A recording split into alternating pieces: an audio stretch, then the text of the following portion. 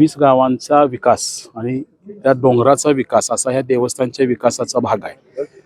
आणि म्हणून ह्याच्यासाठी पहिला टप्पा जो आपण केला की झाडं आणि देऊळ आणि देवराई हा एक अतिशय जुना एकमेकाचा ऋणानुबंध आहे.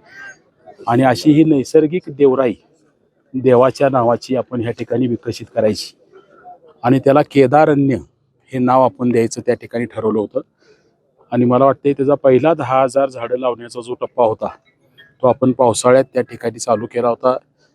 प्रामुख्यानं जो आज आपण दुसरा टप्पा या ठिकाणी करतोय ती मोठी झाडं जी विविध प्रकल्पांच्या मध्ये त्या ठिकाणी आज निघणार आहेत.